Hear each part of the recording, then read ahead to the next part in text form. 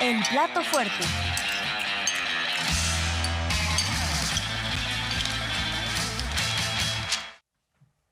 Bueno, nos vamos a ir con temas económicos y ahorita le vamos a contar el corte de caja que se hace de cómo están los principales indicadores del país. Ya lo estaba adelantando algunos Miguel Arzate, nuestro compañero, en donde, bueno, pues tenemos varias cifras récord. Esto es muy importante, pero le vamos a decir paso por paso. Antes de eso, vamos a ver varios anuncios que se hicieron esta mañana en la conferencia matutina. Una tiene que ver con, no sé si recordará que hace unos días el presidente habló de que se había reunido con representantes de la empresa Canadian Pacific Kansas City, que es una empresa que se dedica al tema ferroviario también, ¿no? Y tiene algunas concesiones. Ahora lo que se está buscando es que una concesión que ya tienen en Querétaro también pueda agregar el tema del transporte de pasajeros. Vamos a escuchar.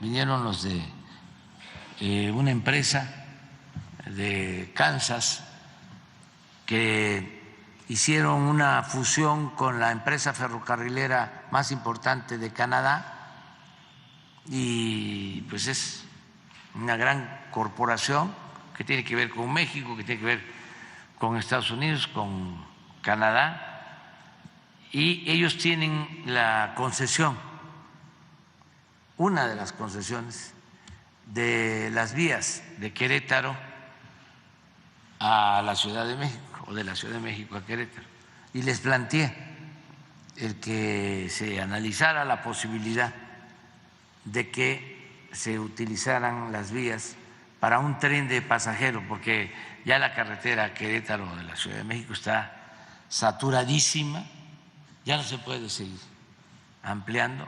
Es importante fomentar más el transporte de carga por tren y el transporte de pasajeros. Quedaron en enviarnos una propuesta, pero a nosotros lo que nos importa es que haya transporte de carga y de pasajeros. Pues sí, y esta empresa va a hacer una propuesta porque es todo un viacrucis, la México-Querétaro. Ya es imposible transitar y sí se requiere un transporte vía ferroviaria de carga y de pasajeros. Algo inconcluso, algo también que en el sexenio de Peña Nieto se prometió y no se entregó absolutamente nada. ¿Por qué? Por la corrupción. El presidente López Obrador se refirió también a lo que sucede en la frontera sur de nuestro país, sobre todo en esta región que tiene que ver con una de las zonas económicas y donde, pues, entre otras cosas, es importante esto que se da a conocer, que, por ejemplo, no hay impuestos para ciertas mercancías, para la mayoría de las mercancías, para incentivar el desarrollo de esas regiones y cómo se da el flujo comercial entre países de México y de Centroamérica, ¿no? Sí, lo habíamos escuchado muy detalladamente cómo funciona toda esta lógica en la frontera norte, pero no habíamos escuchado de la frontera sur y ahora pues se nos habló de Chetumal y de una información que es muy importante que se conozca en Chetumal, que la conozcan los comerciantes, porque esto pues favorece justamente el comercio y favorece a los consumidores en términos pues de la variedad y de los precios de los productos que pueden entrar por ahí. Vamos a escuchar. Desde que llegamos aplicamos una política de estímulos a toda la franja fronteriza en el norte y luego hicimos lo mismo en la frontera sur. Se está impulsando con la gobernadora es de que primero se sepa de que hay un decreto que aprobé para que no se paguen impuestos en Chetumal. Muy parecido a lo de la frontera norte. Se declara prácticamente una zona libre, franca. Toda esa importación entraría sin aranceles. Estoy hablando con la gobernadora que ya está trabajando en esto para que se reactive completamente el comercio, porque se pueden traer mercancías, se pueden introducir mercancías sin pagar impuestos a Chetumal. Esto para beneficiar a todo el mercado del sureste, a todo el consumo del sureste, poder adquirir aparatos, equipos electrodomésticos a precios muy bajos de otros países del mundo. Pero hace falta la instrumentación, ya están las leyes, hace falta que los empresarios importen, que los comerciantes de Chetumal se agrupen con ese propósito y ojalá y pronto se haga, no es contrabando. Bueno, este fue un anuncio. Vamos con otro siguiente anuncio que se hizo, que es la posibilidad de que se construya una nueva planta de licuefacción allá en Altamira. Esto pues en una sociedad con una empresa estadounidense para poder congelar el gas y exportarlo. Vamos a escuchar. Marca, ayer estuve en el sur de Tamaulipas, estuvimos en Tampico, en Altamira, y allá se está llevando a cabo un desarrollo para licuefacción de gas, una sociedad entre una empresa estadounidense y la Comisión Federal de Electricidad. Ya iniciaron a construir una plataforma a 25 kilómetros de la costa para congelar el gas y llevarlo en barcos a Europa. Es una primera etapa. Sí se desarrolla todo lo que tenemos contemplado en este plan. Se van a destinar alrededor de 5.500 millones de dólares. Esto va a significar muchos empleos en Altamira y en Veracruz y en el Istmo. Lo que significa de entrada que la inversión extranjera directa sigue llegando de una manera muy cuantiosa y ya tenemos los récords establecidos en este sexenio. A pesar de esta cantaleta opositora de que López Obrador no garantiza certeza a la inversión, pues estamos viendo cómo los extranjeros pues no escuchan esta estridencia, ¿no? Cuando menos no le dan esa importancia que sí le dan algunos para hacer politiquería en nuestro país, ¿no? Pero es muy importante que se dé esta inversión en términos de la infraestructura, porque esto implica crecimiento, empleo, no es capital especulativo, golondrino, como se le llama, ¿no? Sí, no, y bueno, ahí está claro la expresión de esto, que es la generación de empleo. O sea, es una parte importantísima de la economía real del país y que también se da en el marco, en el contexto, pues de todo un plan integral de autosuficiencia energética, ¿no?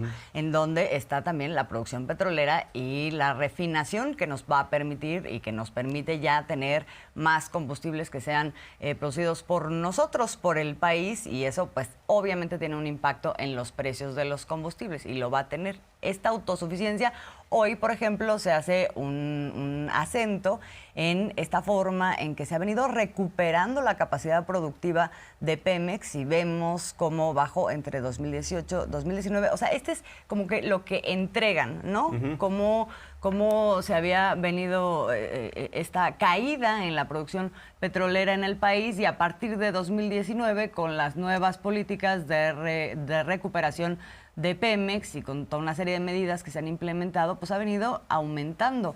De enero de 2019, 1.642 barriles a ahora, 2024. Ah, bueno, 2024 es la proyección que se tiene de ya 2 millones de barriles, ¿no?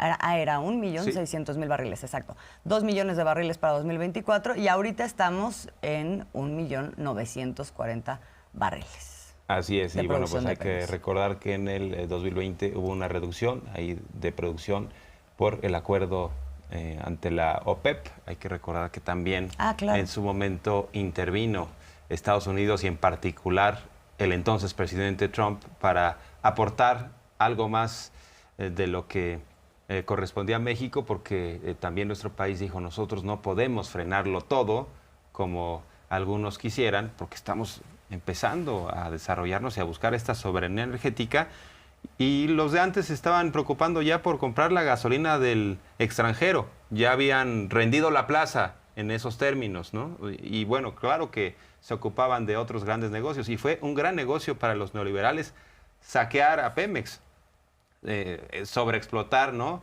los yacimientos y no dedicarse a invertir, ¿no?, simplemente a administrar la abundancia, como lo llamó un expresidente, ¿no? Sí, o sea, no. Por otro lado, usar el tema de las rondas y de las concesiones que se daban más bien para especular, ¿no? O sea, ahí sí, hubo todo un sí. abandono y toda una operación que ahora se recupera. Y, por ejemplo, este gran fraude que fue lo de la exploración en aguas profundas, y finalmente ahora lo que hay es una política de exploración en aguas someras, bueno, pues ha rendido, entre otras medidas, pues este tipo de resultados, además de lo que tiene que ver con la propia refinación de los derivados del petróleo para poder tener combustible más barato y que sea nuestro, y que no estemos dependiendo de empresas extranjeras que nos digan pues cómo deben ser los precios ahí, ¿no? Entonces, Sí. bueno, eso de hecho, pues ya estas medidas tienen una incidencia en pues lo que hemos venido viendo en términos de precios de combustibles, ¿no? De la gasolina en particular.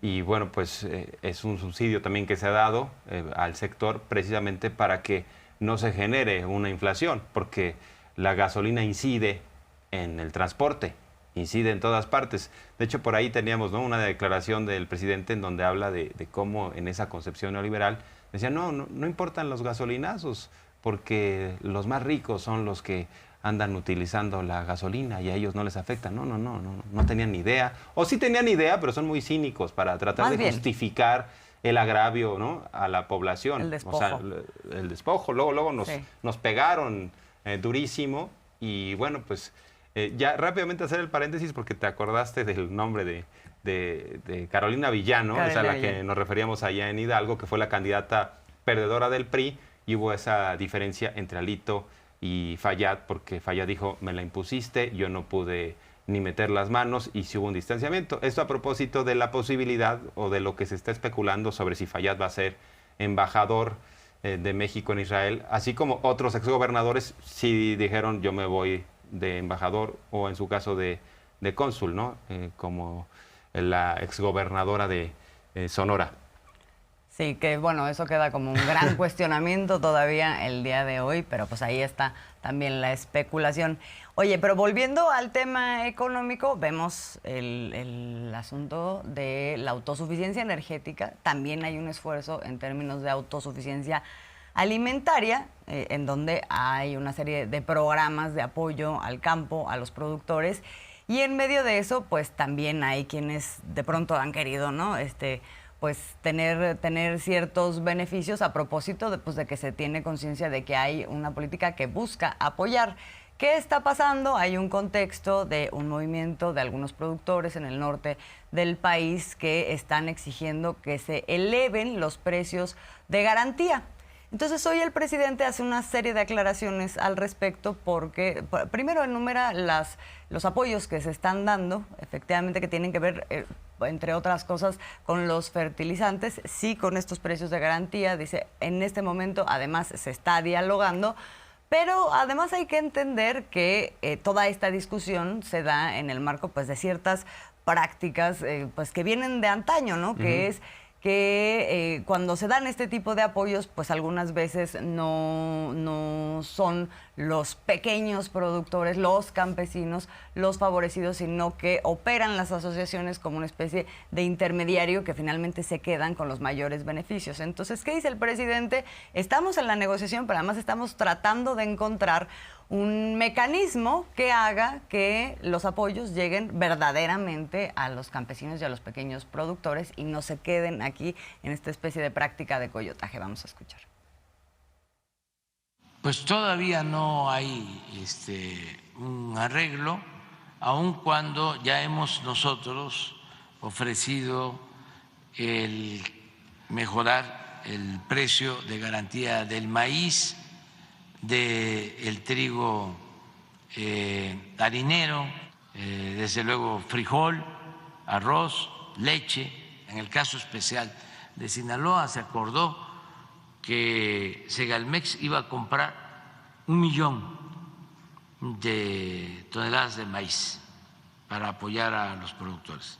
Se está viendo qué medidas tomamos para proteger el comercio interno a los productores nacionales, en donde no tenemos tratados de libre comercio, que no se permita la importación para que el precio al productor mejore, porque antes se entregaban subsidios, pero fundamentalmente a los de arriba, a los que tenían pues una estrecha relación en la Secretaría de Agricultura. Queremos ayudar más a los pequeños productores. Sí quiero ser muy claro de que no es así. Los agricultores, a ver, ¿quiénes?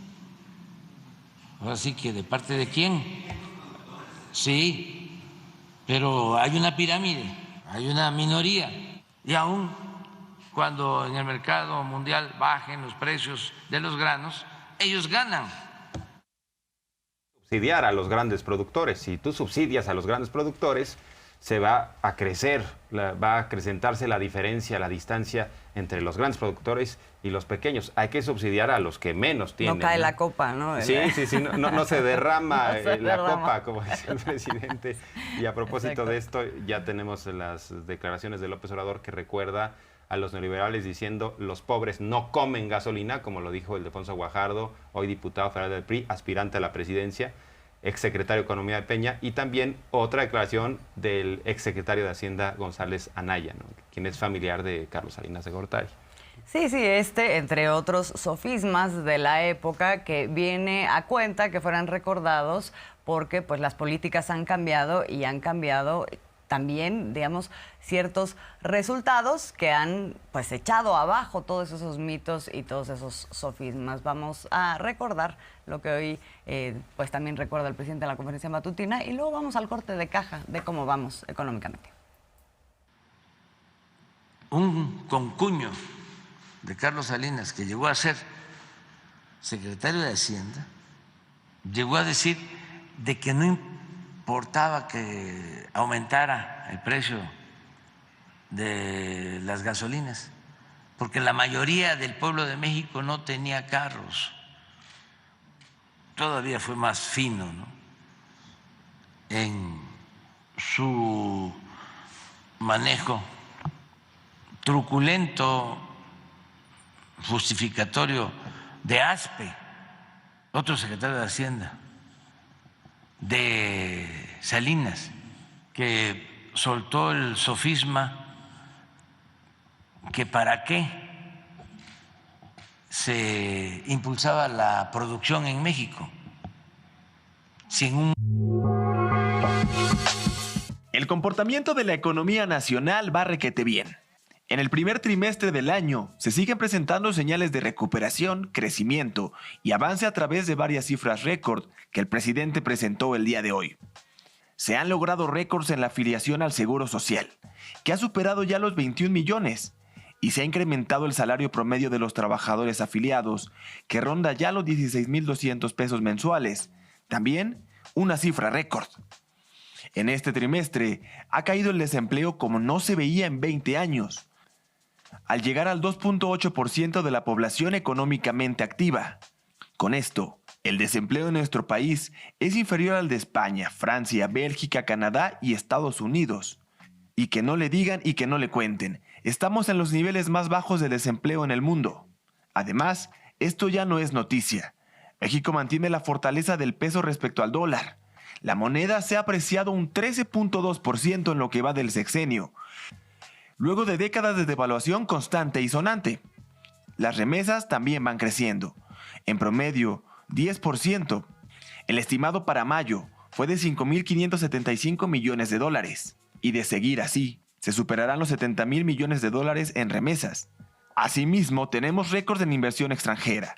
Con cifras preliminares, se puede hablar de 18,636 millones de dólares invertidos en México. México, principal socio económico comercial de Estados Unidos.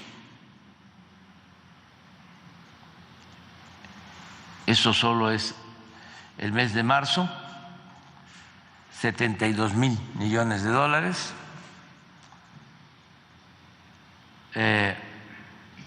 Arriba de Canadá, poco, siempre competimos con Canadá. Antes era China, pero ya México está en primer lugar. Luego de la caída generada por la pandemia, el Producto Interno Bruto de México ha tenido una constante recuperación. ¿Se acuerdan ustedes que los expertos hablaban de que iba a ser muy tardado, que no iba a ser una V, sino una L, que nos íbamos a quedar abajo mucho tiempo? O sea,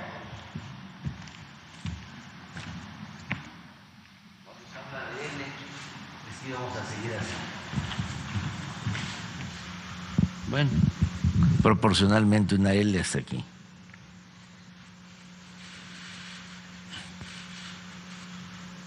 Nada más que ya se olvidan. Afortunadamente no le atinan los expertos. Y nosotros dijimos que era así, que era una V, que íbamos a caer y que íbamos a levantar. Y fue lo que sucedió. México ha crecido en este trimestre un 1%, cifra superior a la de Francia, Reino Unido y Estados Unidos. El pronóstico de crecimiento es superar el 4% este año. La inflación se ha ido resolviendo. El gran tema económico que ocupó la atención del gobierno se encuentra en un franco descenso. En el mes de abril mantuvo una caída situándose en el 6,25%, con la expectativa de que siga reduciéndose. La inflación en México ya es inferior a la de Reino Unido y Alemania. El aumento en el salario mínimo es también histórico. Desde el cambio de gobierno ha habido un incremento año con año en este ramo.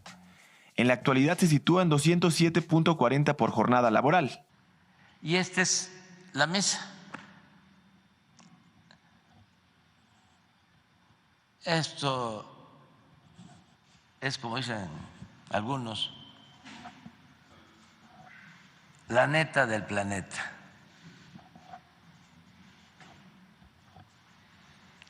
Cuando entramos, el salario mínimo alcanzaba para comprar 3 kilos 100 gramos de frijol y ahora alcanza para comprar 4 kilos 800 gramos. Cuando entramos alcanzaba para comprar 3 kilos 200 gramos de huevo, ahora alcanza para 1 kilo más, 4.2. Cuando entramos el salario alcanzaba para comprar 3.5 kilos de tortilla, ahora alcanza para 10. Y el presidente López Obrador, bueno, pues va a dejar varios legados, ¿no? Mucha dignidad en materia de política exterior. Otra vez México como un país que pues tiene esta vocación humanista en el concierto internacional. También va a dejar un legado de combate a la corrupción, sin duda, y otro legado que tiene que ver con el cobro de impuestos.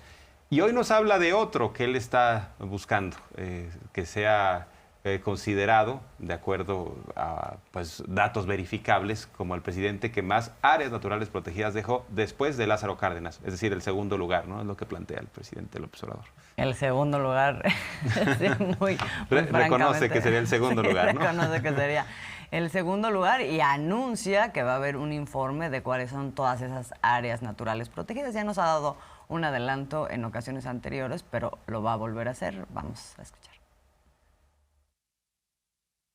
Quiero pasar a la historia como el segundo presidente que más reservas naturales protegidas deje durante mi gobierno. Segundo, el primero lo tiene el general Lázaro Cárdenas. Aspiro a eso. Y ahora vamos a dejar miles de kilómetros, no miles, pero sí cientos de kilómetros de playas para la gente, playas públicas en los litorales.